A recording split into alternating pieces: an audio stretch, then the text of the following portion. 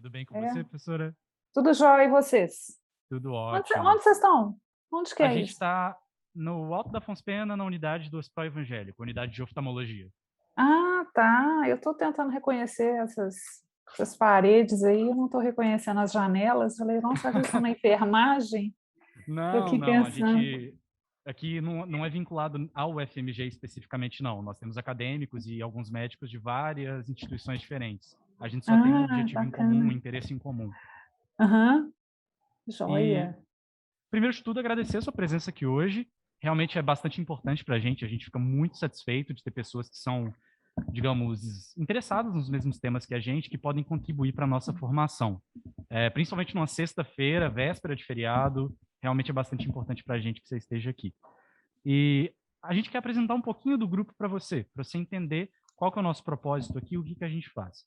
Originalmente, esse grupo foi formado pelos representantes de ligas acadêmicas de oftalmologia a convite do Dr. João, que é o responsável pelo serviço de oftalmologia do Hospital Evangélico. E, a partir daí, ele queria, digamos, colocar em prática, ele queria que os acadêmicos colocassem em prática todas as ideias de inovação e empreendedorismo que muitas vezes não tinham espaço dentro do curso de medicina. E aí ele criou um ambiente para que a gente pudesse desenvolver essas atividades. E a partir de então, formou-se esse grupo em que a gente tem, digamos, uma certa demanda por, por entregas concretas. Então, tem pessoas aqui dentro que têm startups, a gente desenvolveu, no caso do Daniel e João, e mais colaboração de várias outras pessoas, o maior evento de empreendedorismo na saúde na América Latina, que eles vão falar um pouquinho mais para vocês.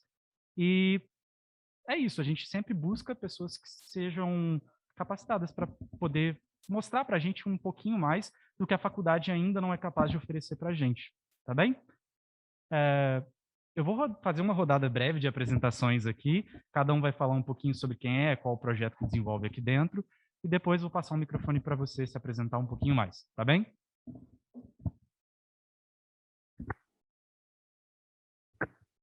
Boa noite, consegue me escutar? Beleza. Meu nome é André Chabu, sou acadêmico de medicina do sexto período da Universidade Federal de Ouro Preto. Aqui dentro da Virtu participo de um projeto, né, um mutirão de refração, ajudo nesse mutirão, e também participo do HBS, que é um programa de empreendedorismo aí dentro da saúde, fomentar o empreendedorismo dentro da saúde.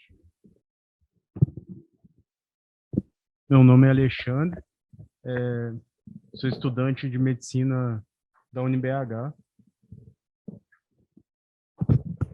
Olá, boa noite. Meu nome é Fernanda, eu sou acadêmica do quarto período de medicina também, do UniBH. Atualmente eu faço parte do financeiro da Sociedades Acadêmicas de Minas Gerais. Estou desenvolvendo uma startup juntamente com alguns outros colegas. E aqui no grupo eu tenho participado do mutirão de atendimentos oftalmológicos aos fins de semana. Boa noite, meu nome é Davi. Hoje estou aqui no primeiro dia como convidado do Pedro, sou estudante de medicina do quarto período também do UniBH. Boa noite, meu nome é Pedro, sou estudante de medicina do UniBH também. Estou no núcleo de diretores do Health Business Summit e desenvolvo uma startup de inteligência artificial para apoio diagnóstico. Boa noite, meu nome é Luísa, eu sou convidada aqui do grupo hoje também. E eu trabalho numa startup americana de, basicamente, consultoria de produtividade para empresas.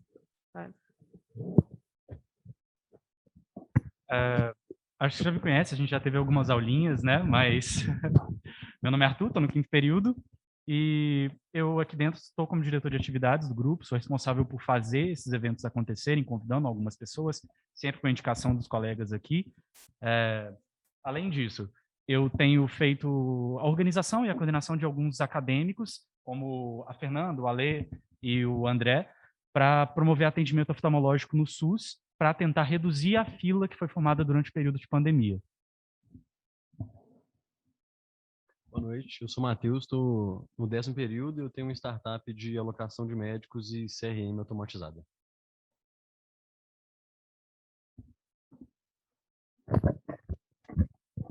Boa noite, meu nome é Aldinei Luide, eu sou responsável aqui no grupo pelo podcast. Inclusive, gostaria de pedir sua autorização para a gente poder postar a nossa conversa tanto no YouTube quanto no Spotify. Obrigado. Boa noite, meu nome é Daniel, sou aluno da UFMG também, estou formando agora, no último período. Estou aqui no cantinho aqui. Estou à frente aí do HBS junto com os meninos, do evento de empreendedorismo e saúde que a gente desenvolveu. Basicamente isso. Obrigado.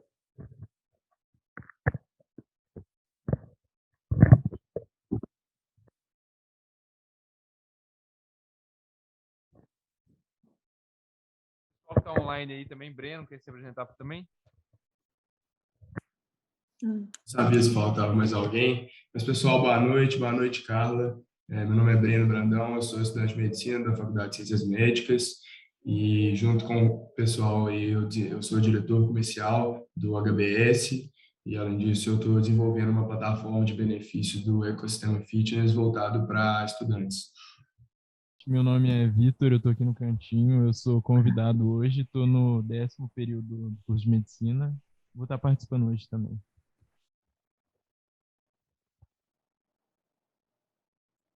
Tem dois que não falaram. O Vitor é de onde? Qual universidade? É a Faculdade de Ciências Médicas. Ah, da Faculdade de Ciências Médicas. Eu acho que o Matheus também não falou de onde que ele é. Eu sou da sala do Vitor, eu também sou das Ciências Médicas. Ah, tá.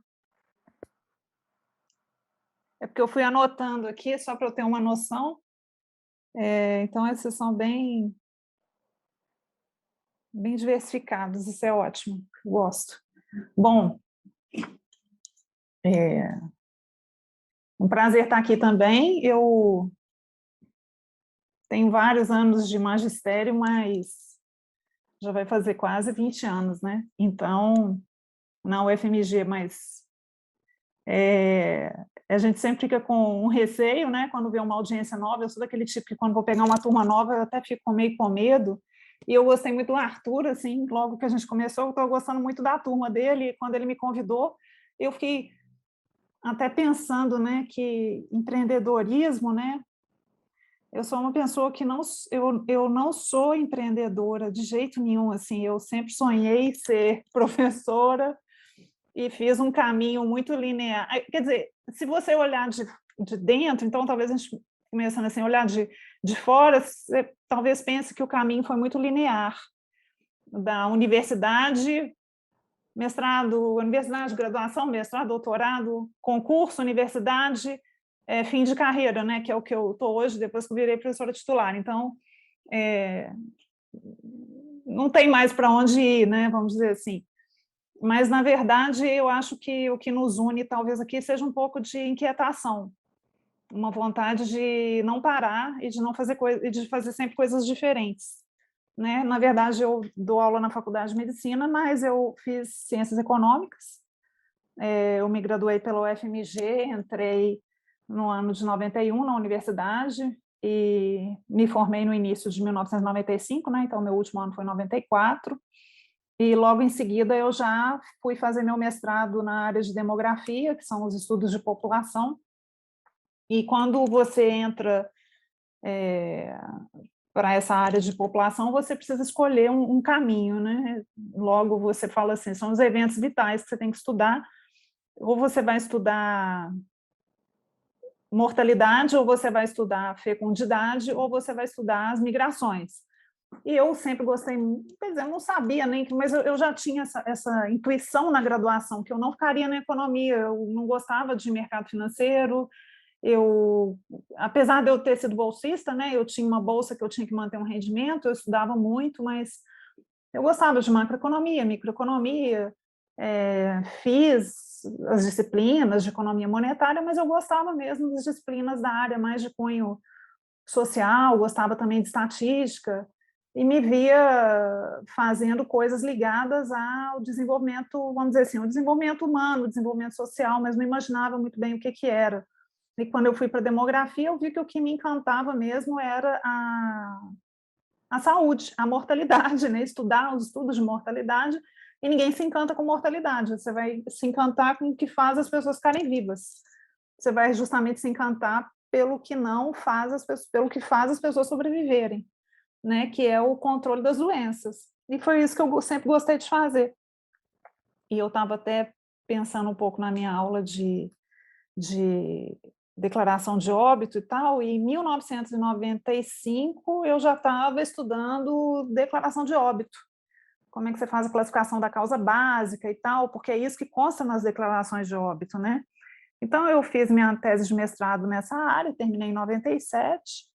Em 98, eu fui para os Estados Unidos, eu fiz meu doutorado no antigo departamento de dinâmica de população na Escola de Saúde Pública da Universidade Johns Hopkins, e eu morei em Baltimore por 4 anos e pouco, e fiz meu doutorado lá, voltei, e aí fiz aquele caminho linear, voltei para o departamento de demografia, fiz um concurso, passei, fiquei lá 7 anos, mas sabia que lá não era mais o meu lugar, porque quando eu fui fazer, quando eu fui para a área de saúde, eu já vi que eu queria mesmo era trabalhar com saúde, e gostei muito de epidemiologia, apesar de ter aprendido epidemiologia já mais velha, né? Eu já estava no doutorado, eu vejo meus alunos aprendendo na graduação, eles vão me suplantar muito rapidamente. Eu espero que eles façam isso, mas eu já aprendi epidemiologia velha, né? Eu já tinha mais de 25 anos e já tendo passado por uma graduação e por um curso de mestrado, né? O que é bom e é ruim. E aí eu fui entender que eu gostava mesmo, era de saúde, era de estatística, era de bioestatística, era de epidemiologia. Tirei um ano de licença quando eu estava na universidade, mais ou menos com 7 anos no departamento de demografia, fiquei um tempo na medicina e vi que era lá que eu queria ficar, e eu fiz a minha transferência, né, minha remoção formal para o departamento de medicina preventiva, e ano que vem vão fazer 10 anos que eu estou na faculdade de medicina da UFMG, muito satisfeita, muito feliz. Adoro lá, adoro os alunos, adoro o que eu faço, e adoro esse contato, adoro poder estar a serviço de médicos. Eu gosto disso, eu adoro isso. Então, eu acho que esse é meu lado empreendedor, né? Eu lutar para fazer uma coisa que eu gosto, mesmo não sendo um caminho que às vezes as pessoas não entendem, né? Quando os alunos começam a perguntar, eu falo, não, eu sou um erro de sistema, não era para eu estar aqui, mas eu estou, e vamos tocar para frente, porque foram pequenas construções, né? Eu acho que o empreendedorismo é isso, né? É identificar uma demanda e tentar cobrir essa demanda de uma forma inovadora. Então, vocês estão de parabéns por isso, né? E a gente vai tentando preencher alguma coisa que tem dentro da gente. Eu estou até hoje tentando preencher, mas eu me sinto bastante contemplada com as coisas que eu consegui e com os contatos que eu faço, principalmente contato com os alunos, e principalmente contato com os alunos de graduação, que eu gosto muito. Bom, atualmente, eu queria mostrar um pouco para vocês, eu fiz tanta coisa, e até isso causa uma certa estranheza, que as pessoas perguntam assim, mas qual que é a sua área? Quando eu fui fazer meu concurso para professor titular, eu acho que como tinha só médicos na banca, e era natural, porque eu fiz meu concurso na minha promoção para titular numa faculdade de medicina, então tinha um professor oncologista, eram pediatras, mas tinha professores de áreas específicas da medicina, e eles foram extremamente respeitosos, mas eu notei muito um incômodo, assim, o que você é? Né? A gente tem uma especialidade, você não tem.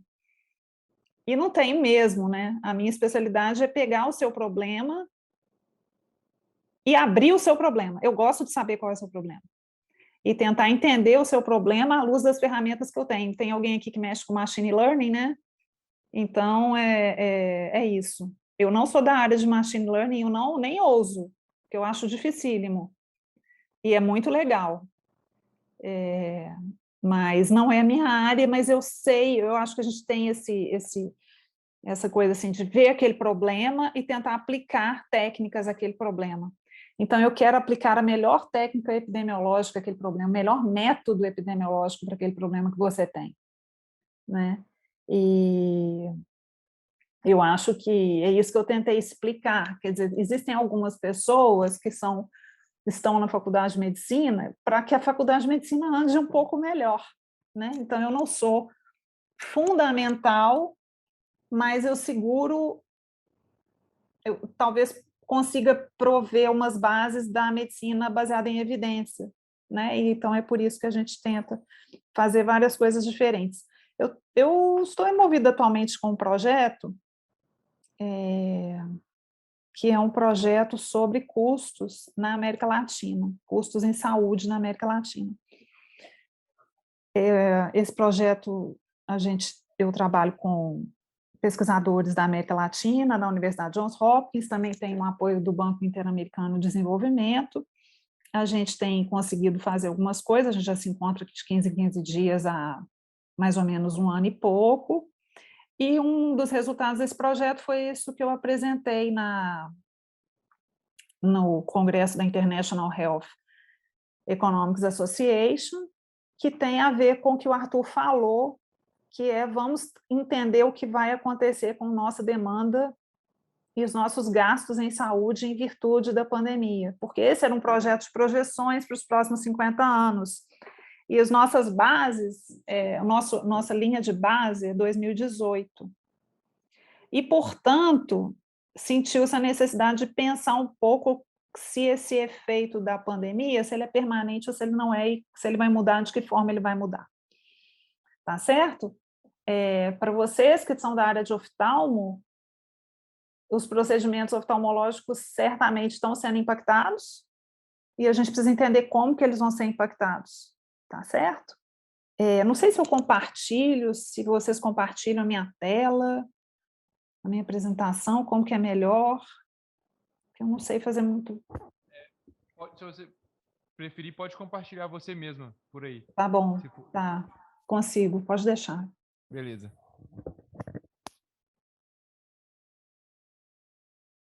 Gente, outra coisa também, me interrompam, tá? Assim, fiquem totalmente à vontade para me interromper, porque interrompe mesmo. Precisou interromper, não precisa pergunta no meio, dar opinião no meio, é mais uma conversa mesmo, não tem problema nenhum, tá? Eu já vou até aproveitar enquanto você está colocando aí a apresentação. Você podia explicar um pouquinho melhor o que você quis dizer com relação aos procedimentos oftalmológicos? Você quis dizer que o custo está aumentando muito, que está insustentável já? O que você disse que vai ter uma mudança para os próximos anos? Assim, o que você enxerga de forma mais objetiva? Eu não consegui entender muito bem. Eu acho que o que vai acontecer não é nem que o custo vai aumentar. Quer dizer, se tem um problema de inflação médica, eu acho que... Engraçado, eu olhei um artigo de inflação médica, hoje não é minha área, tá certo? Mas a inflação médica não é vamos dizer assim, a gente chama de driver, né? A inflação médica, pelo que a gente está vendo nesse projeto, ele não é alguma coisa que é o aspecto mais marcante dos gastos no longo prazo no Brasil, tá certo? O que eu acho que vai acontecer é que, como teve paralisação, aí eu vou ser bem objetiva mesmo, como houve redução de atendimentos, tanto de pequenas cirurgias, quanto mesmo de consultas, essa demanda está represada e ela vai começar a aparecer. Assim como nas outras doenças, que estão chegando com maior gravidade, maior severidade, eu acredito que vai acontecer uma maior quantidade de demanda de procedimentos oftalmológicos e também, possivelmente, esse represamento vai levar a uma maior gravidade do que vai ter que ser feito. Com isso, você vai ter um sistema que está impactado pelos custos da Covid, pelos custos, né, do que foi gasto na pandemia, e também impactado pela maior severidade pela demanda reprimida. Então, a gente precisa de pensar que os planos de saúde vão estar pressionados e o SUS também. E a gente tem que ficar muito atento, quer dizer, eu acho que a maior contribuição que eu posso dar para um grupo feito o de vocês, é falar assim, como é minha linha de base? Como é que vai ser a partir de agora? Para que vocês possam tomar decisões sobre como gerenciar isso. Estou vendo que vocês têm startups, e tudo, né? Então, como isso vai ser feito? Como nós vamos organizar essa demanda de procedimentos? Talvez não tenha de jeito para fazer para todo mundo, mas também não pode esperar muito, tá certo? Então, eu acho que vão ser impactados dessa forma. A oftalmologia, ela já é uma área que tem impactado os custos mais do que o esperado, porque a população está envelhecendo e, com isso, doenças que não apareciam antes, agora as pessoas estão tendo a oportunidade de ter e com maior cuidado, né? Elas vão mais frequentemente ao oftalmologista, graças a Deus, mas elas precisam de um acompanhamento, e o acompanhamento gasta dinheiro. Tá certo? Não sei se eu fui clara, alguma coisa que você quer completar? Não, certo, sim, foi muito claro. Quem que me perguntou foi o... Daniel. Daniel, tá. Daniel. Qualquer coisa, vocês me interrompam, por favor, tá? Eu deixei a apresentação, nada, eu deixei a apresentação aqui em inglês mesmo, bem para vocês sentirem assim como foi. Eu achei, igual eu falei, né? Eu sou medrosa, então eu fiquei morrendo de medo no dia, e no dia ainda faltou o discussant, eu ainda tive que discutir os outros trabalhos, né? Eu estava assim, morrendo de medo. Eu não consigo dizer, eu estava com muito medo. Mas foi tudo mais ou menos, né? Até porque você tem 10 minutinhos para apresentar. Eu tentei rascunhar algumas coisas aqui para ficar mais claro para mim e para vocês, né? Estudei um pouquinho antes. Então, a gente tem o impacto da epidemia, eu chamei de epidemia, né? Eles que era epidemia, é porque eu estava falando do Brasil, a gente sabe que é uma pandemia, mas eu estava falando da situação epidêmica no Brasil de Covid-19. Impacto da epidemia de Covid-19 no Brasil, esse seria o título, nos gastos em saúde, implicações para o futuro. Os meus coautores são, eu fui a autora, a Cláudia Pereira, que é uma pesquisadora da Fiocruz, que é uma menina brilhante, ela foi minha primeira aluna de mestrado, quando eu voltei dos Estados Unidos, e hoje ela é uma super pesquisadora da Fiocruz, super conhecida, muito na área também, uma pessoa que vocês podem pensar em convidar também, ela é da área de avaliação de tecnologias em saúde, tá certo? E ela é economista também, e trabalha na Fiocruz, e o Andrés, que é um professor Andrés Vecino, que é um professor da Hopkins. Aqui, o que a gente pode perceber desse slide? Vou tentar fazer um resumo, vocês têm o slide, e qualquer coisa também vocês podem me perguntar. A gente tinha algumas evidências, quando eu comecei esse estudo, foi um incômodo meu no grupo, na verdade, eu fui a única que fiz esse estudo, porque eu falei, como que será que isso vai ser impactado para as nossas tendências, o que nós estamos estudando? Eu tinha feito justamente, meus dados, inclusive, não eram para 2018, eu consegui todos os meus dados para 2019. E em 2020 veio a pandemia, então eu fiquei muito inquieta com isso. Se as estimativas que a gente estava fazendo eram estimativas razoáveis de gastos por idade e por causas de doença. Nos Estados Unidos, então, quando veio a pandemia, o que aconteceu? Houve uma queda nos gastos em saúde, quando a gente está falando são dispêndios em saúde. Então, é quanto as pessoas gastam, quanto o governo gasta. Então, pode ser dispêndio direto, você vai, você gasta, você compra um medicamento para tal doença. É um gasto. Veio do seu bolso, é dispêndio direto. Veio do Estado, o SUS te deu esse medicamento, é gasto do governo. Por exemplo, você tem um plano de saúde que cobre medicamento, é gasto do plano, né? O que a gente chama private health costs. Então, isso tudo é dispêndio. Então, primeiro, nós estamos falando de todos esses gastos que a gente faz com a saúde. Tá bom? Então, quanto que é isso em relação ao total de gasto de um país? É um pouco isso que se está pensando. Houve uma queda no cuidado eletivo, então. Então, por que houve essa queda logo em março, abril e maio de 2020 nos Estados Unidos? Porque houve uma queda no cuidado eletivo em saúde, dos atendimentos, para que a gente pudesse conter a disseminação da Covid, né? Houve uma recuperação nesse volume de gastos, mas houve uma queda pela primeira vez na história dos Estados Unidos anual. Então, o ano de 2020 foi um ano de queda de gastos em saúde numa tendência ascendente de gastos, né? E não houve recuperação ainda. E uma coisa que eu estava pensando, o que você pode falar assim, não gastou esse ano, então no ano que vem, o tanto que não gastou esse ano, vai gastar no ano que vem. Mas não é assim.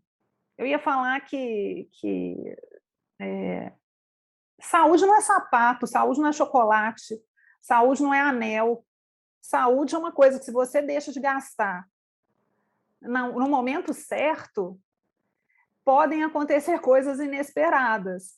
Você pode viver com aquela doença, e aí aquela doença vai custar muito. Eu estou falando em termos de gastos, viu, gente? Estou simplificando muito, uma discussão muito profunda. Ou você vai morrer e não vai gastar nada.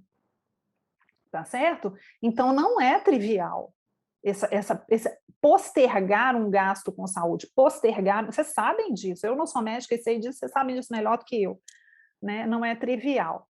Então, por isso que é tão importante a gente poder pensar nisso, como o nosso país vai ser impactado, como nós vamos fazer para lidar com isso, como nós vamos fazer, o que a gente quer saber, como nós vamos fazer para que a saúde das pessoas não piore e para que a gente possa reverter uma tendência ruim.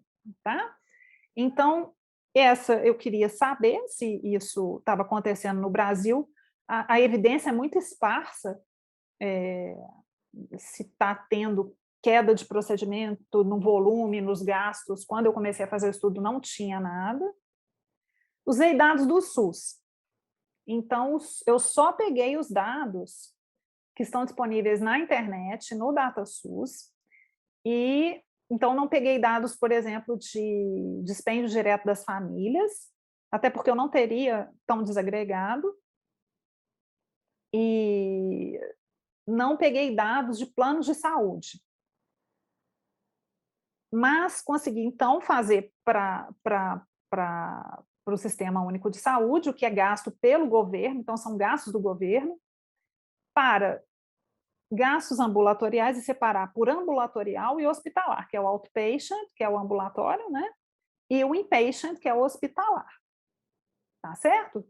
E uma relação muito interessante, quer dizer, estudar isso é sempre interessante, porque, igual eu falo com os alunos, em algum momento da sua vida você vai ficar no serviço público. Então, é interessante que os médicos e os gestores saibam disso. É muito difícil você trabalhar numa área de saúde e não passar um tempo da sua vida no serviço público, e esse serviço público está atendendo uma parte cada vez maior da população que não dá conta de pagar. Não dá conta de pagar um plano de saúde e nem dispêndio direto, né? Aqui eu fiz a gente faz bem detalhadinho, eu fiz uma descrição das tendências baseada em gráficos, eu converti para a paridade do poder de compra, que é o Purchasing Power Parity. O que é isso? De 2019 a 2020, a gente, em vez de pensar, é como se a gente pensasse em câmbio, uma equivalência em dólar. Só que a paridade do poder de compra, em português seria PPC, é o que a gente consegue comprar num país, se a gente consegue comprar no outro. Tá? Então, você faz algumas conversões. Então, você tem uma cesta de bens, que você pensa nessa cesta, e pensa, você compra isso com esse tanto de dinheiro, você compra isso aqui, se converter para dólar, você levar para os Estados Unidos, você compra a mesma coisa? Então, isso é muito utilizado. No nosso projeto, a gente está utilizando PPP, é muito comum. E não está longe de controvérsias. Há controvérsias se utiliza ou não se utiliza, mas é bem utilizado. Usei o software que eu aprendi vocês que devem ter uma iniciação a software, essas coisas. Eu gosto do Stata, muitos de vocês devem usar o R, ou outros softwares até mais difíceis. Eu acho que eu tenho uma memória afetiva do Stata, porque o primeiro Stata que eu tive era o 5.0, quando eu fazia meu doutorado. Eu tenho 12, mas acho que ele já está no 19. Então, eu adoro trabalhar com Stata, porque foi o banco de dados que eu usei na minha tese de doutorado, né? E sempre trabalhei com dados secundários do sistema de saúde. Então, eu trabalhava, sempre tive minha dissertação e minha tese foi muito intensiva em cálculos, né? Usei modelos de regressão, que são modelos que fazem com que a gente relacione as variáveis entre si, tá? Então, tem algumas especificidades, algumas distribuições que têm que ser escolhidas. O gasto em saúde, vocês têm uma noção de distribuição normal, o gasto em saúde, ele é um gasto que ele não é um dado normalzinho, normalmente distribuído, não. Ele é um dado que tem especificidades, porque a gente gasta a maior parte do dinheiro da vida da gente em saúde no final da vida. Tem estudos que falam que nos últimos 4 meses você gasta quase tudo que você gastou em saúde. Tá certo? Então, a gente tem distribuições próprias para trabalhar esse tipo de dado, de variável. Então, eu estava querendo fazer a modelagem, quer dizer, observar um comportamento esperado dos gastos em saúde, tanto no geral quanto estratificado por... Deixa eu fechar aqui, essas coisas que a gente esquece. Eu estava querendo, então, que estratificar também por ambulatorial e hospitalar. Eu sempre tive essa preocupação, isso é muito importante para mim, né? Tanto que quando a gente estava fazendo o projeto, eu deixei isso muito claro, que eu queria fazer essa estratificação. Tem alguns países que você não consegue fazer, né? E a gente, na América Latina, no Brasil, a gente é muito avançado em dados disponíveis, né? A gente utiliza algumas variáveis de controle, que foi o mês, e fiz alguns ajustes no desvio padrão, não é tão importante aqui, e fiz algumas estratégias de análise. Comparei janeiro a abril de 2021 com janeiro a abril de 2019, comparei janeiro a abril de 2020 com janeiro a abril de 2019, porque eram os dados que eu tinha. Eu devo ter feito esse estudo mais ou menos em julho, eu tinha até abril de 2021, eu já tinha dado de gasto, tá? Então, eu queria ver 2021 comparado com o ano antes da pandemia, 2020 comparado com o ano antes da pandemia, e queria pegar períodos iguais, tá certo? Depois eu comparei todo o ano de 2020 com todo o ano de 2019, e depois eu comparei a variável em meses, porque esses 3, 1, 2, 3, foi tudo junto. Então, depois eu falei assim, e se eu pegar por mês? Será que eu vou ver alguma variação mensal e tal? E foi muito interessante, vocês vão ver aqui. Aqui, como eu estava apresentando nos Estados Unidos, eu queria mostrar, era uma conferência internacional, eu queria mostrar para eles, né, como era a situação do Brasil. Aqui era mais ou menos até o dado que eu tinha, quer dizer, abril de 2021, que é o último período que eu tenho, a pandemia estava começando a reduzir um pouquinho, né? Em março de 2021 estava muito elevado ainda, aquele patamar de óbitos, de casos, né? Em termos de Brasil. Aqui para vocês eu fiz um recorte, até não ficou muito bonito não, mas é só para que eles pudessem ver. E aqui eu começo a mostrar, então vejam que é uma análise muito simples, né? Eu adoro simplicidade, gosto de coisas simples, embora eu às vezes eu vou para a parte estatística pesada quando é necessário, e aquilo vai resolver o meu problema de pesquisa. Então a análise gráfica ela foi me ajudando, né? Então antes da barrinha laranja, eu tenho antes da pandemia, e depois da barrinha laranja eu tenho depois da pandemia. O que foi acontecendo, né?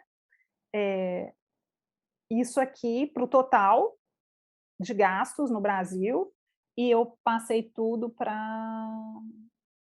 Aqui não está muito claro, em bilhões de dólares, tá? Com poder de compra. Então, vocês vão ver que é mais ou menos em torno de 1,2 bilhões a 1 bilhão a 1,6, só para vocês terem uma ideia de cifra, eu também não tinha muito essa ideia, tá certo? Então, teve uma pequena queda de janeiro a março de 2020, depois caiu muito de março para abril, que é justamente essa setinha vermelha. Logo em seguida, houve uma subida interessante, de abril de 2020 a julho de 2020. Tá certo? No atendimento global, nos gastos globais com saúde, gastos do governo. Depois houve uma aparente estabilidade, que seria que a partir de julho de 2020, que essas barrinhas estão mais ou menos iguais, e essa queda no último período eu deveria até ter excluído, porque os dados vão entrando no sistema, mas às vezes eles têm um pouquinho de atraso. Então, pode ser que esse abril de 2000, que é o mês 28, que é o abril de 2021, pode ser um efeito do dado, que ainda não tem entrado todo no sistema, tá bom? Tanto que eu coloquei aqui. E a minha pergunta é se isso vai ter uma recuperação em 2021. Né? Porque parecia que estava tendo.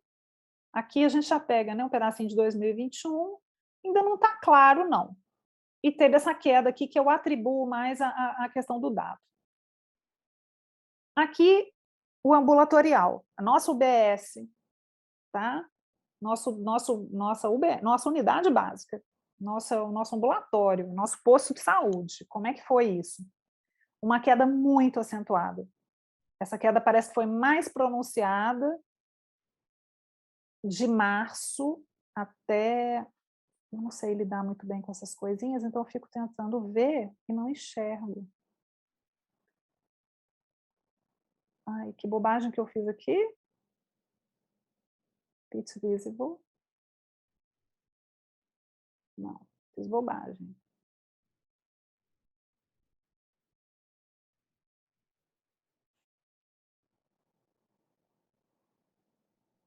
Acho que melhorou.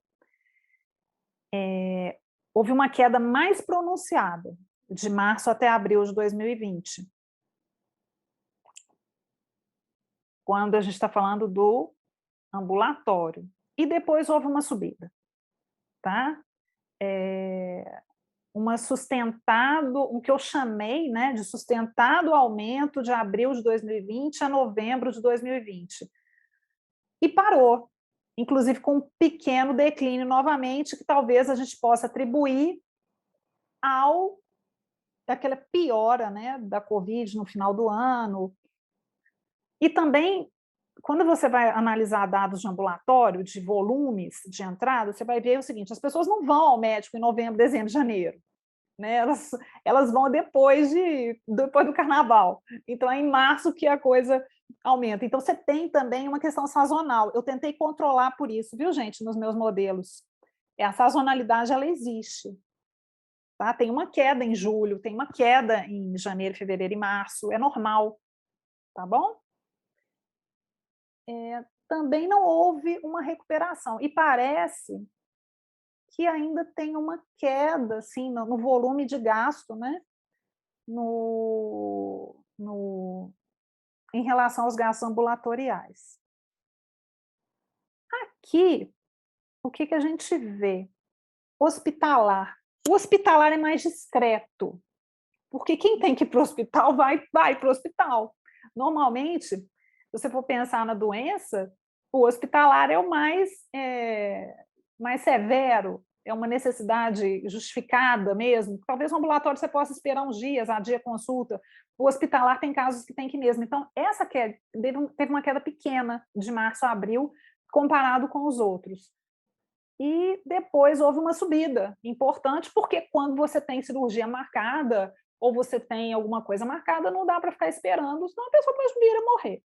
E aí houve um aumento, parece que houve um aumento em relação a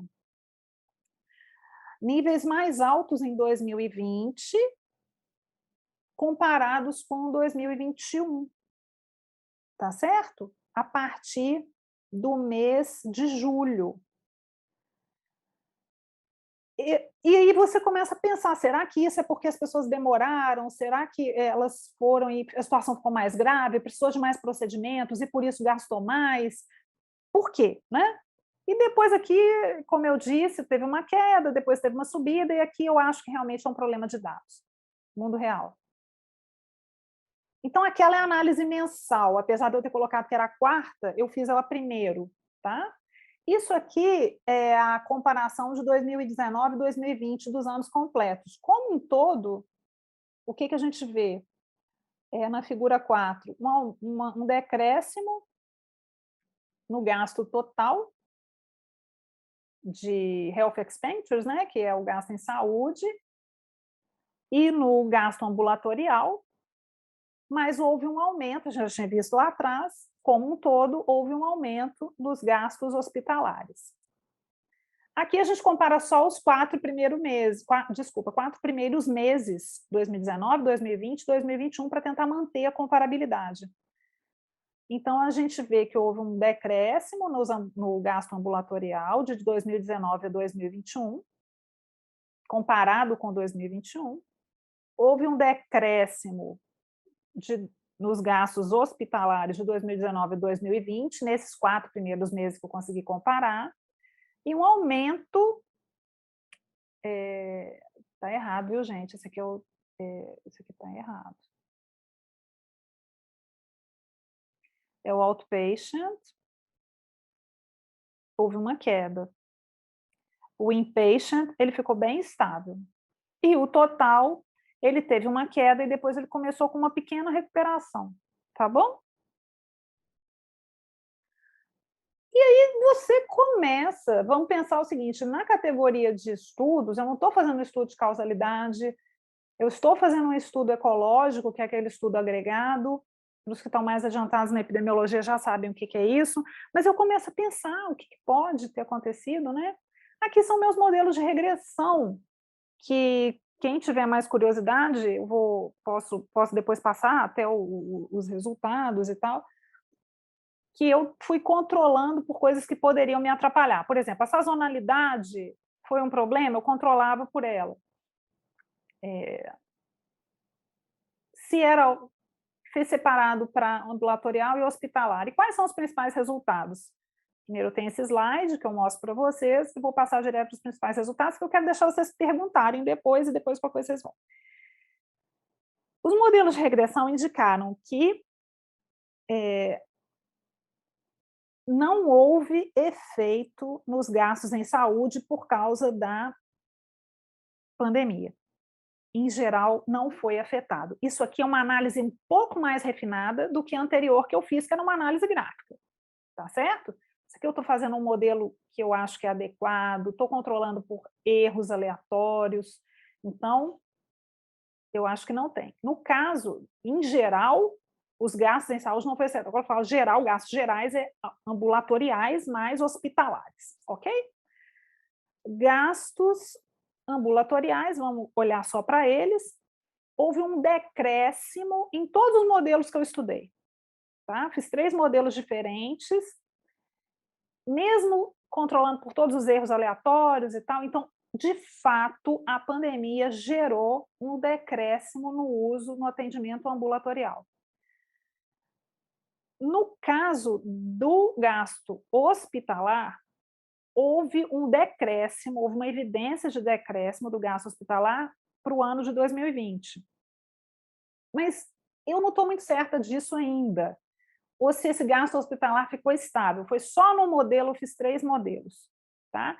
Então, assim, a evidência forte que eu tenho é do gasto ambulatorial que decresceu. Tá bom? De um ano para o outro. Isso é que eu vou falar aqui. Tá bom?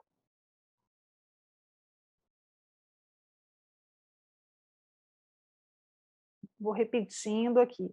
Não tem evidência de mudança nos gastos nos gastos gerais no Brasil por causa da Covid-19. Tem uma pequena evidência de um decréscimo dos gastos entre 2020 e 2021 para ambulatório. Tá certo? E não tem evidência de decréscimo para gasto hospitalar no período analisado. Não tem diferença nem de decréscimo nem de aumento. O nosso interesse, então a gente quando vai construir, eu tento muito falar isso com os alunos, né? Você constrói os seus argumentos com o objetivo que você tem. Quer dizer, essa necessidade de fazer esse trabalho, ela surgiu dentro de um escopo específico, que era saber se nossas projeções elas ainda seriam válidas. Nós estamos fazendo uma projeção que vai ser entregue para o Banco Interamericano de Desenvolvimento, que vai valer até 2050. Será que ela vale mesmo?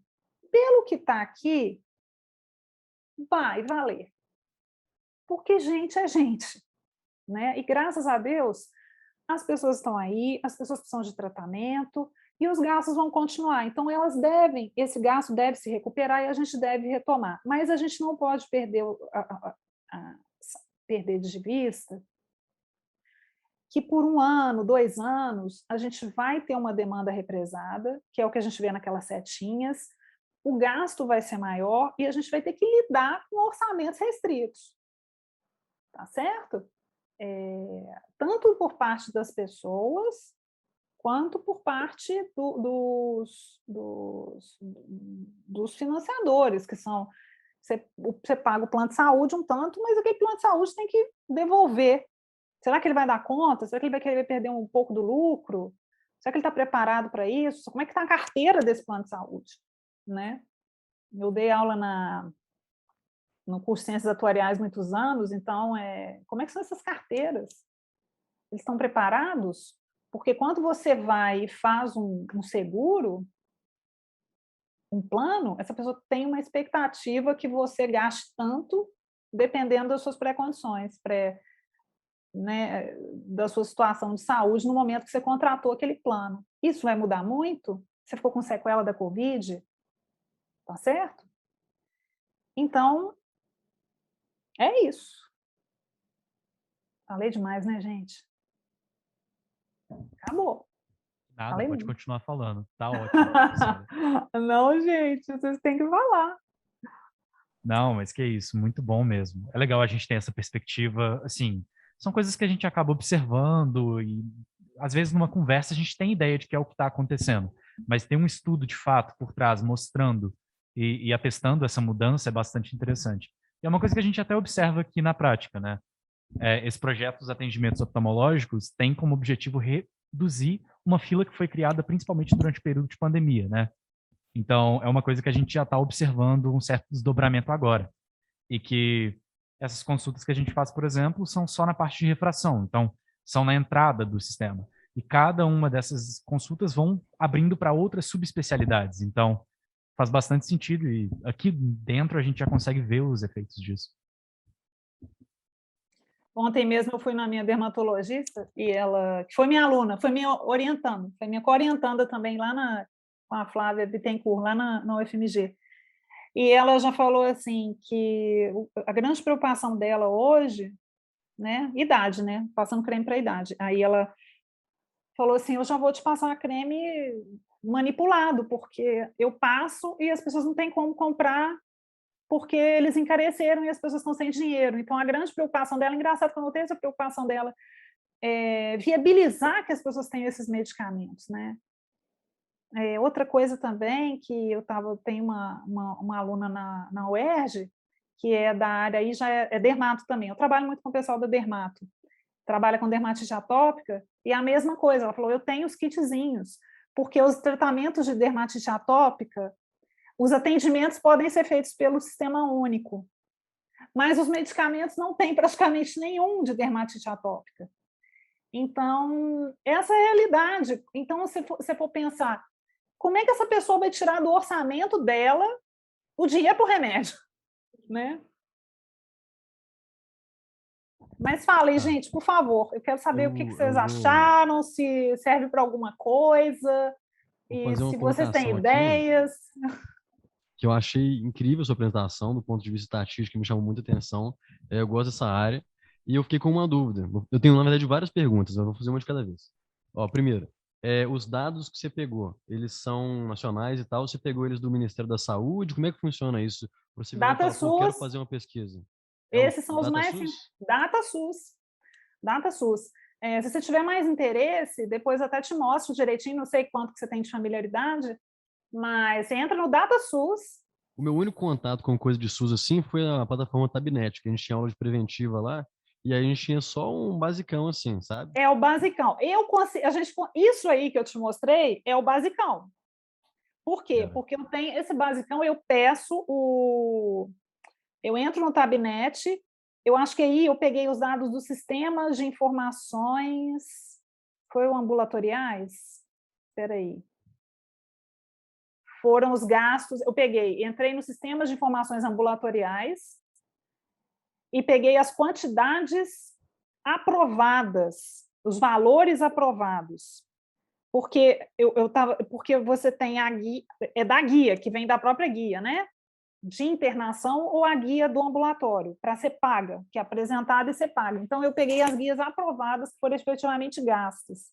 Isso tudo você tem. Se você quiser, depois eu te mostro o caminho, te mando direitinho. Tá? Esse aí, numa sentada, eu pego esses dados. Numa sentada. Agora, os dados, por exemplo, por sexo e por idade, às vezes você tem que baixar, e aí vem um compacto do DBase, e você tem que transformar ele em DBC, você tem que transformar ele em DBF e trabalhar. E aí, foi o Natal fazendo isso, porque são milhões e milhões e milhões de linhas de pessoas, porque são pessoas que vão e voltam. Então, você imagina São Paulo.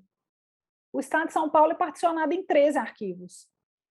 Já o Acre é pequenininho, né? Então, eu já notei que... Mas a gente tem muito... Eu tive muito trabalho para pegar... Inclusive, eu peguei os dados... Você consegue tudo que você quiser. Mas eu não recomendo ninguém fazer isso sozinho, como eu fiz. Foi uma loucura. Eu não tinha noção que eu ia ficar tão apertada, mas eu fiz, mas eu não recomendo que ninguém faça sozinho, é bom ter um trabalho em equipe, mas dá para pegar tudo, tanto individual, para fazer um trabalho individualizado, onde cada pessoa vai ser analisada, quanto fazer um trabalho por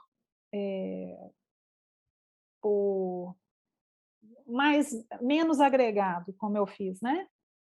Então, dá para fazer muita coisa. Os procedimentos são encantadores. Assim, atualmente, agora eu estou gostando muito de entrar nos sistemas de informações ambulatoriais e tentar estudar os procedimentos. Alguns anos atrás, eu tinha um projeto de sífilis, então a gente vai publicar um artigo, ele já está até... É um aluno até da medicina também, que está comigo nesse artigo, ele é o primeiro autor, e ele está no 8º período agora. E a gente viu os procedimentos de detecção, 2 exames de sífilis, IgG e IgM, não lembro, que é isso que ele me ajudou. E a gente viu que caiu muito. Exame de detecção de doença sexualmente transmissível, se cai, vai explodir depois. Isso a gente não fez valores gastos, não, tá? A gente fez quantidade de exames. Então, hoje, para mim, o meu interesse muito é tentar entender como é que vai ficar essa curva de recolocação das pessoas de volta no sistema único, né? Mas falando nisso que você traz essa projeção assim, eu tenho agora uma dúvida mais prática de mercado mesmo. Você traz vários dados, você faz vários estudos que eu vejo que eles são muito embasados na realidade, mas aí agora falando da política, até onde a Secretaria de Saúde vira e fala, não, vou pegar a melhor evidência possível para fazer uma política pública. Como que a gente usa esses estudos? Olha, Secretaria de Saúde de Minas Gerais, a gente, de estado, vocês já fizeram estágio lá na Secretaria Municipal ou Estadual? Já. O que você achou? O que você me fala sobre isso? Qual que é a sua impressão? A minha opinião foi que muitas vezes na política se ignoram as melhores evidências assim de saúde pública, né? Então, tipo assim, tem muito interesse partidário, tem muito interesse nem partidário às vezes de achismo para tomar uma conduta. Então, tipo, eu vejo, eu sou uma pessoa que gosta de Excel, então assim, eu gosto de pôr tudo em Excel para ver as contas, essas coisas. E eu vejo que na gestão pública isso não é feito muitas vezes, sabe? E eu não entendo muito bem como é que funciona essa parte.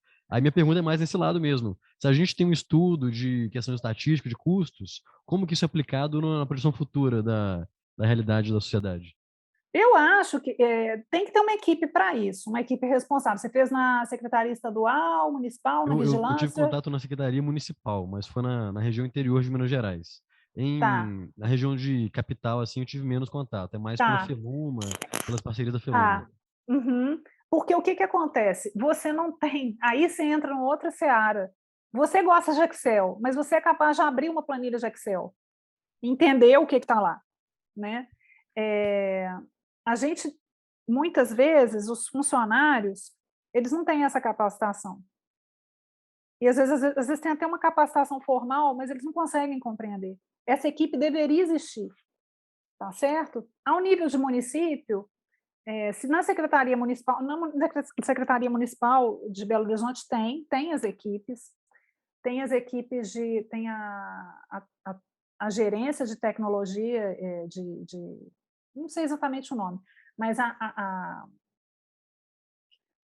gerência de epidemiologia, a maioria estudou ou nas ciências médicas e fez alguma especialização, ou na UFMG. Então, tem vários egressos dos programas de pós-graduação e de especialização, tanto na área de estatística, de bioestatística e de epidemiologia e de saúde pública. Então, eles sabem fazer. Tá?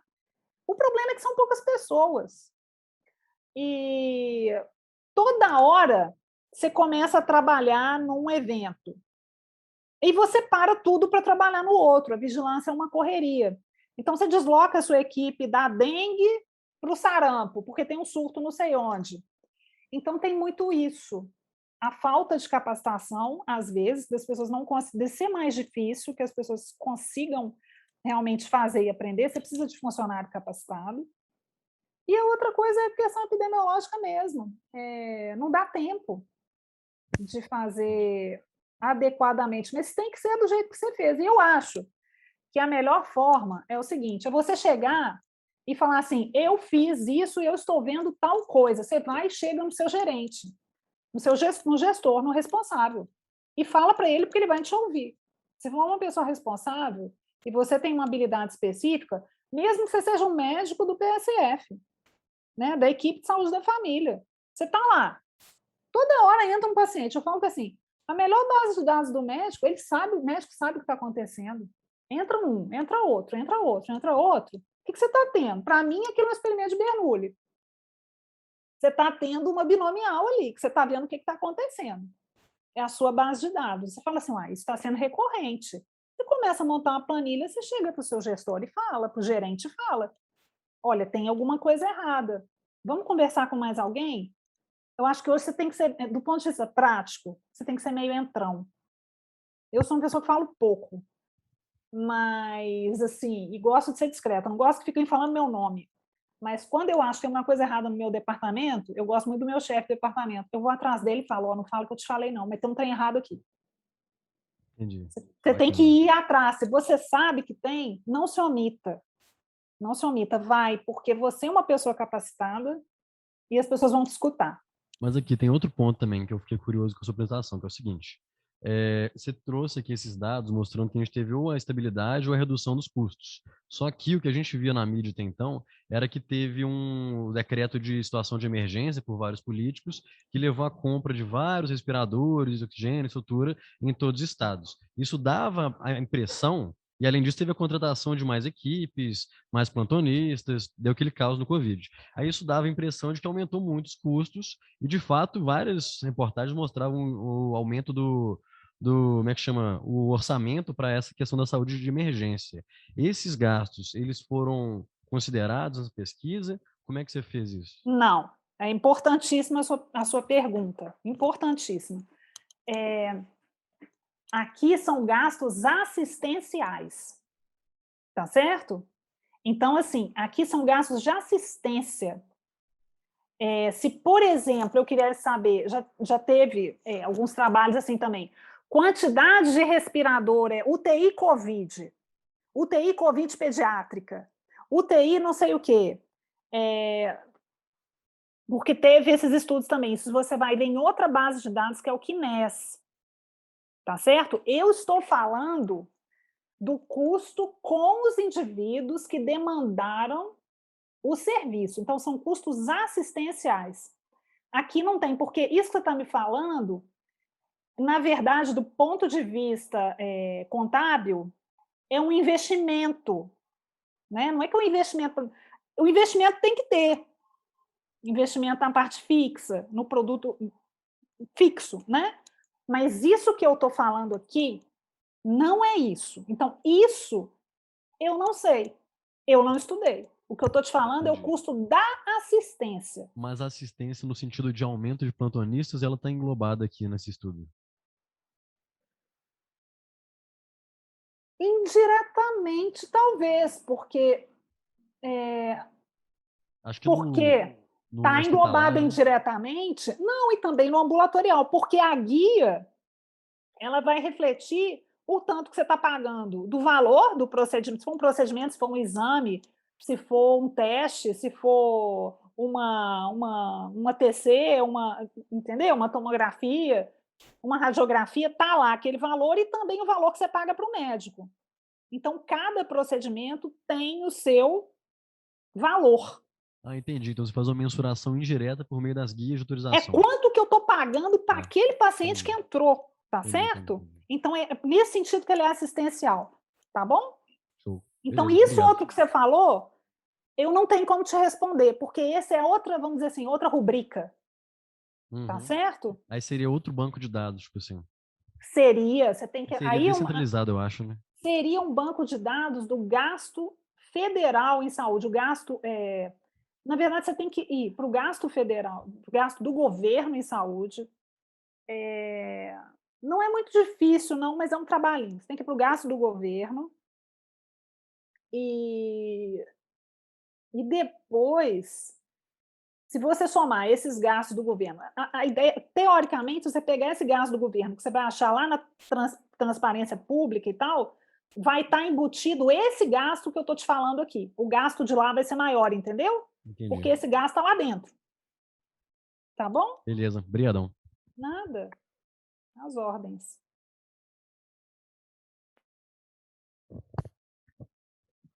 Carla, Daniel aqui. Ei, Daniel. Eu te conheço já. Engraçado, você é da UFMG, não, né? Isso, da UFMG, último período. Ah, eu te conheço. Como é que você chama? Daniel quê? Daniel Bodur. Talvez pode... Daniel Bodour. Você não acho que você não foi meu aluno, não. Eu acho que não. Talvez você conheça meu irmão, Pedro Bodur, talvez. Não sei. Não lembro. Mas sua carinha é muito familiar. Mas então, Carla, queria primeiro agradecer pela apresentação, achei muito bacana. E eu queria te fazer uma pergunta no seguinte sentido, né? Existe a hipótese, né, de que os custos de saúde, né, eles estão aumentando de forma muito acelerada, tendem a continuar aumentando nos próximos anos, trazendo uma sustentabilidade para o sistema, né? Pelo que eu entendi, me corrija se eu estiver errado, a sua pesquisa ela corrobora isso de alguma forma, né? Que essa escalada de custos na saúde para os próximos anos, e isso tem impulsionado diversas mudanças no sistema de saúde, diversas iniciativas novas que visam a tentar conter essa escalada de custos. Em cima disso, eu queria fazer duas perguntas. Primeiro, assim, se você enxerga, quais potenciais soluções você enxerga para esse cenário, para conter a escalada de custos, e também como que você acha que o médico encaixa nisso, né? Porque assim, a gente escuta muito o pessoal reclamando, falando que a remuneração médica está caindo muito, e é uma das formas que as operadoras têm e o governo também de alguma forma, né, tem de conter custo reduzir o honorário médico, né? Então, onde que você acha que o médico entra nisso? Onde que a gente pode se posicionar? Queria fazer essas duas perguntas para você. Bom, a primeira, em relação aos custos, o que no futuro, bom, como uma má notícia, todos os sistemas de saúde, por melhores que eles sejam, eles estão quebrando. Na Europa, nos Estados Unidos, é um sistema totalmente fragmentado, totalmente ineficiente, do ponto de vista populacional, de atendimento populacional. Então, vocês vão ver um viés meu aqui, que é de dar aula de epidemia, de gostar de estatística, mas eu também fiz sempre um esforço de dar aula em política de saúde, porque senão você fica muito falando, porque o odds ratio, porque o risco relativo, e aí você sai da realidade, né? Então, isso foi muito bom para mim. E os custos, os sistemas estão quebrados porque a população está envelhecendo e está vivendo mais. Do ponto de vista do gasto, isso é péssimo, porque um colega da gente, um aluno da gente lá, acho que foi, quem foi? Isso foi o Brian? Falou que duas certezas, né, na vida. Eu falei que a única certeza era que a gente vai morrer. E ele falou que também que Roberto Carlos vai tocar no especial de Natal da Globo. Mas... Foi o Brian mesmo. Foi o Brian, né? Não esqueço isso. Mas os custos eles vão aumentar, sim, porque a população está envelhecendo e está passando mais anos da vida dela precisando ir ao médico, precisando de acompanhamento, porque o objetivo é que essas pessoas passem o maior tempo possível sem doença e vão morrer só lá no final, que a gente chama de retangularização da curva de mortalidade. Isso não é tão fácil, até porque a gente tem muitos estressores, a gente tem eventos ambientais, então a gente não vai conseguir passar uma grande parte da nossa vida saudável e morrer só lá na frente com 110 anos. Ah, morri de feliz. Não.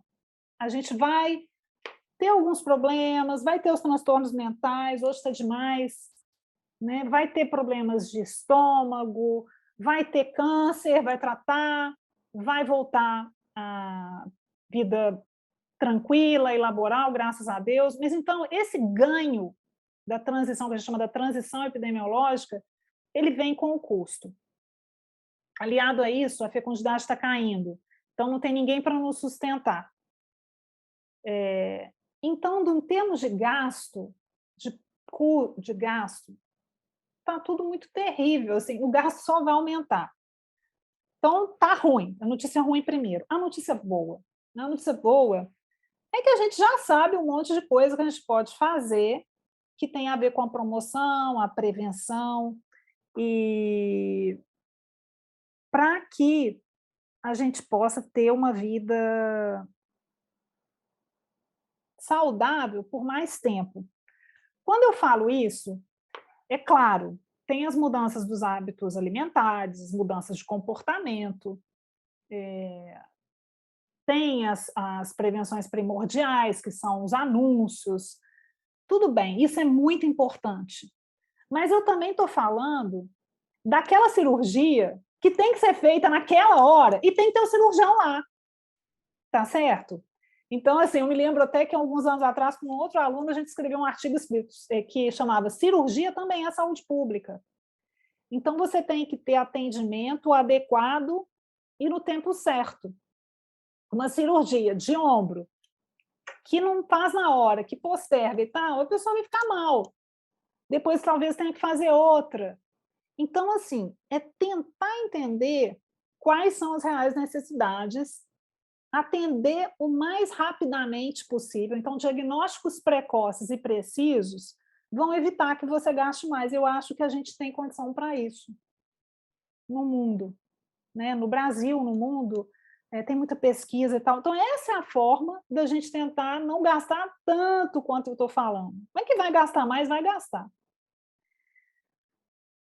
Não tem muito jeito.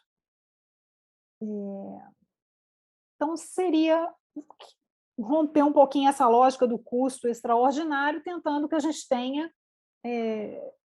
identifique bem quais são as necessidades de saúde que a gente vai precisar, e aí fazer um bom estudo demográfico, epidemiológico das tendências, para que a gente possa abrir um número de residências adequadas. Eu sei que a oftalmologia, por exemplo, tem pouca vaga, né? Tem pouquíssima vaga de oftalmo. Eu acho que é o contrário, tá sobrando vaga, sobrando entre aspas, né? Assim, acho que tem muita vaga de oftalmo aqui em BH, principalmente. Assim, aqui em BH tem. No Brasil como um todo, eu acho que realmente talvez falte, né, oftalmo, somente algumas áreas mais isoladas e tal, mas grandes centros tipo BH, o número é muito acima do considerado ideal. Mas de residência médica ou de oftalmos? De oftalmos. Aí acho que por consequência de residência também, aqui tem muita vaga. Mas é tranquilo de passar, vamos falar assim? Mais ou menos? Não, tranquilo de passar não, ainda continua sendo bem concorrido. Concorrido, né? Concorrido. Acho que eu fiz uma confusão com isso também, eu achei que tinha pouca vaga, mas é concorrência também e tal. Mas é uma área que vai precisar de muita gente. Oftalmo hoje, até pelos estudos que eu fiz para o Brasil, eu não esperava. O gasto da oftalmo é muito alto, tá? E ele está aumentando e ele vai aumentar. Ou seja, a gente precisa usar esses estudos para poder antever, porque muitas vezes você faz uma residência, mas você poderia fazer uma outra se você estivesse mais bem orientado em relação àquilo, né? E Precisa de Até só fazer até um parênteses aqui. O Dr. João, que é o chefe do serviço aqui, ele chegou a mandar um trabalho para que foi premiado, chegou até a fazer um artigo, eu acho, fazendo exatamente isso, fazendo uma regressão para prever o número de cirurgias de catarata que iam ter aqui no Brasil, para fazer previsão do orçamento nível SUS. Aí ele fez uma regressão pegando a média de vários outros países, porque o dado do Brasil estava muito defasado. Então, eu lembro os valores certinhos, mas se a expectativa, tipo assim, no orçamento no começo era X, no final dava 2X de quantidade de catarata, entendeu? Ele fez uma regressão exatamente nesse sentido, para prever a quantidade e ter mais base no... E era muito alta, né? Aumentou muito, não aumentou? Aumentou muito, foi tipo assim, coisa de 2 vezes. O dado era tipo de 2000, o dado antigo, né, que eles usavam, e aumentou mais ou menos 100%. É a minha expectativa e que vai continuar aumentando. Não, mas vocês estão certos, estão certíssimos. Pelo menos bate com o que eu estou falando, né? Com o que eu estou encontrando. Agora, em relação aos médicos, nossa, você me deixou numa situação assim complicada, porque a questão da demografia médica, do trabalho médico, né, é um desafio tão grande. Eu tenho dúvida se a questão são condições de trabalho ou remuneração. Eu acho que são as duas coisas, né? Porque não tem condição.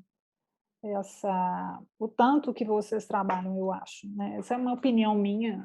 Eu acho que é muito trabalho, muita dedicação. A vida pessoal muitas vezes fica em segundo plano numa fase da vida que você tem filhos pequenos, né? E vocês estão trabalhando muito. Eu acho que precisa de não sei, precisa de mudar alguma coisa. Não sei se são mais escolas de medicina, eu não sei se é uma forma de reorganização do trabalho, que esse médico tenha, mais do que salários, mas que ele tenha tranquilidade, porque se a gente tem no SUS o princípio da longitudinalidade, que ele vai conhecer o paciente, seria bom que esse médico pudesse estar trabalhando em, no máximo, 2 hospitais, e bem remunerado, para que ele não fique pipocando de um lado para o outro, para fazer um tanto de cirurgia. Eu acho que ele tem que ter condições de trabalho e conseguir atender. Vocês atendem bem, mas conseguir atender com tranquilidade o número de pacientes que ele tem que atender, reduzir essas horas trabalhadas. Isso já vem uma coisa que vem até da graduação, né? O curso de graduação de medicina ele é insano, né? É insano aquilo. Eu até pego alunos muito bonzinhos, muito bem-humorados e tal, mas tem hora que você fica até com dó, porque é muito trabalho, né? Então, precisa de uma mudança. Eu não seria capaz de dizer como. Eu acho que passa pelo trabalho em equipe, dividir as tarefas com a equipe multidisciplinar e interdisciplinar, e criar alguma forma desse médico conseguir trabalhar com estabilidade em poucos lugares, para que ele tenha mais qualidade de vida. Porque senão nós não vamos ter médico por muitos anos. Essa vida útil desse médico, ela não vai ser longa, porque ele fica doente, e ele tem que parar de trabalhar, ou ele vai reduzir drasticamente quando ele tiver uma certa idade, que ele vai dar com uma experiência clínica maravilhosa, mas ele não vai mais querer. Eu acho que são problemas que a gente tem que enfrentar. Não ajudei muito, né? Não, bacana, com certeza é legal ter essa visão de fora. De fora, assim, que eu digo é de fora de quem mas não é isso mesmo, é isso mesmo. Legal. Alguém tem... Então, acho que vou aproveitar, vou fazer mais uma pergunta aqui, enquanto o pessoal está se organizando. O que você acha do VBHC, do Saúde Baseada em Valor, como uma forma de reduzir o custo em saúde? Fala mais, o que eu acho do VBHC, do Saúde Baseada em Valor, como forma de reduzir custo. Mas isso é um programa que eu não sei o que é. Me explica. Ah, tá. Não, Uma coisa tá um pouco um hype aí hoje em dia, porque a gente vê muita gente falando que é saúde baseada em valor, como se fosse um novo método de uma reorganização do prestador de serviço como um todo, da relação com a operadora também. Então, mais focado eles falam dos 4 pilares, né? Que é a experiência do paciente, redução do custo, melhorar também o desfecho clínico e melhorar, eles acrescentaram agora, acho que talvez um pouco para inglês ver a experiência do médico, mas antes não tinha. Do profissional de saúde, no geral. Entendeu? Então, um pouco disso. Tentar casar tudo de uma forma organizada e com mais parceria entre o operador e o prestador, né? Porque eles estão enxergando que se eles não trabalharem juntos também, os dois vão quebrar. O Daniel, só completando sua pergunta aqui, nas ciências médicas a gente teve uma aula de saúde baseada em valor, que era na disciplina de medicina baseada em evidências. E aí um conceito que eu achei muito interessante era justamente isso aí, o equilíbrio entre desfechos, custo e qualidade.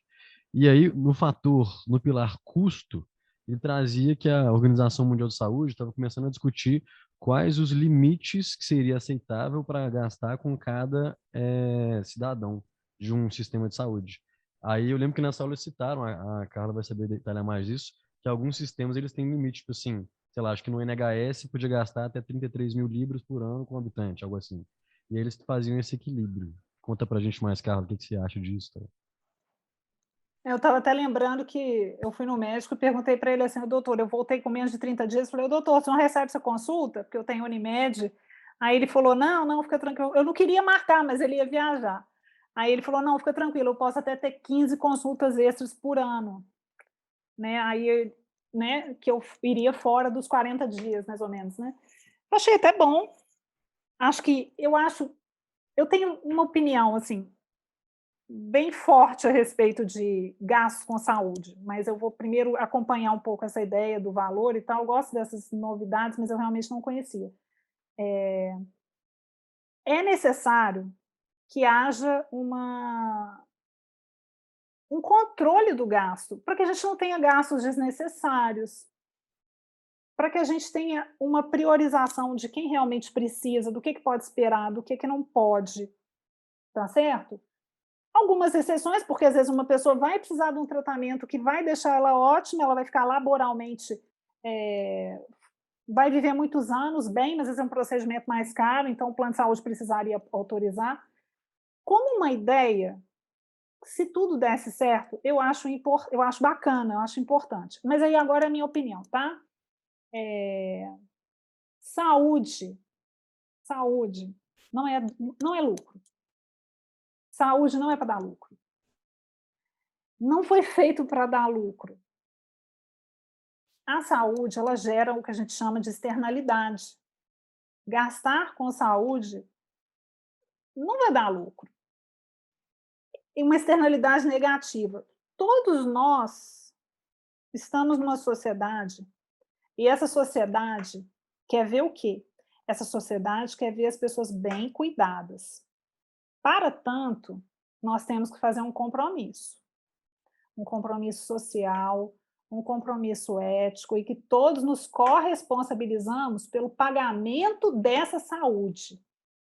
Então, eu acho que sistema de saúde tem que ser público, porque nós vamos pagar um imposto e aí vamos entrar toda na questão tributária e tal coisa, não quero entrar exatamente como esse imposto vai ser pago, mas nós vamos pagar para que toda a sociedade viva bem, para que toda a sociedade tenha saúde, porque nós queremos essa sociedade assim. E a gente tem que pagar porque saúde não foi feita para dar lucro. Não dá. Estou falando para vocês, o custo vai aumentar. Por isso que está se pensando nessas formas. Essas formas são formas do ponto de vista, pensando um pouco de economia, né? Porque às vezes eu nem penso muito, mas do ponto de vista de organizacional, do ponto de vista micro.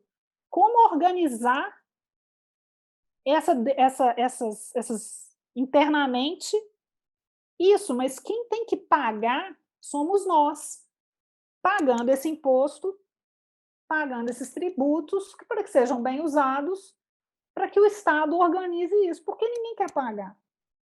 Ninguém quer pagar. Tá certo? Um jovem não vai achar que que vai precisar, e esse dinheiro, individualmente, ele não é bem usado.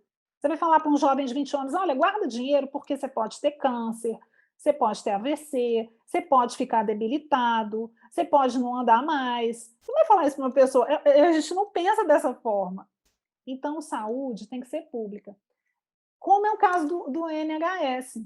Mas aí, até o que você está me falando, está tão difícil que eles mesmos estão pensando nessa questão de baseada em valor, para poder fazer a organização desse sistema. Então, eu acho que o sistema de saúde ele tem que ser público, mas ele tem que ser internamente bem organizado. Tá certo? Por quê? Porque tem uma externalidade. A externalidade ela é uma externalidade negativa, né? É um conceito, o que... a saúde ela não dá lucro, ela dá despesa, e é uma despesa que ninguém quer assumir. Tá certo? Então, essa é a minha opinião. Entendi. Obrigado, Carla. Obrigado. De nada.